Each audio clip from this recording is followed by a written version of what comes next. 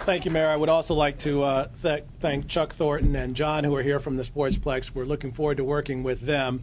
I also want to thank Doug Williams, who's here today. We'll introduce in a bit, and Ed Williams, who have done really much of the groundwork here to make this happen. And after a brief hiccup, we're sort of back on track. And I want you to know we're going to stay on that track. So we're excited about it. And I think we've made the right choice, and we feel good about the choice. And I want to thank you, all of you who have worked hard to make that happen. The next part of the announcement is to introduce the head coach. I will tell you that our league has been built on outstanding quality football. In our first year, our slogan was, where future stars come to play. And 43 of our players went from our rosters with only 200 players in the league up to NFL teams. Now, many of them had already been in the NFL, but for some reason they had had some type of obstacle in their career and were looking for an opportunity to get back, and they did. This year, another 40 players went up before our season even began to bring the total up to 83, and undoubtedly there'll be at least another 50 players that go at the end of our season in just a few weeks. So this league has clearly given players a chance to get back to the NFL. But we're not just a developmental league.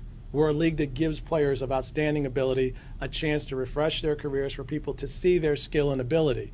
Many, again, as I said, already have a pretty strong pedigree in the NFL. Guys joined the league this year like Dante Culpepper and Jeff Garcia, 9 or 8 Pro Bowls between the two of them. Ahman Green, one of the all-time running backs of the Green Bay Packers.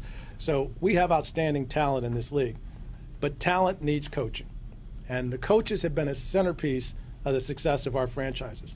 They're not just coaches. They're, in some cases, general managers. In some cases, they're presidents. In many cases, they're responsible for the day-to-day operation of building an organization that sets the tone for the community. And so it's an important choice.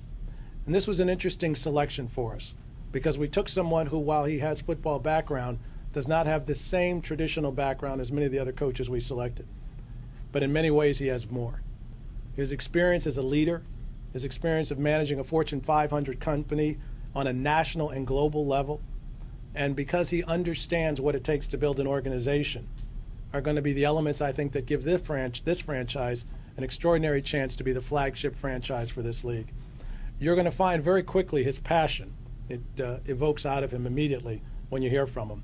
But he's a person who you don't ever want to bet against. He's a person who, when the odds are against him, has overcome them his entire career. So I promise you, this challenge is not too big. This is a challenge he's been welcoming. This is a challenge he took at great sacrifice, because how important it was, and how important it was for him to be in this market. The United Football League. If you like great football, you'll love the UFL.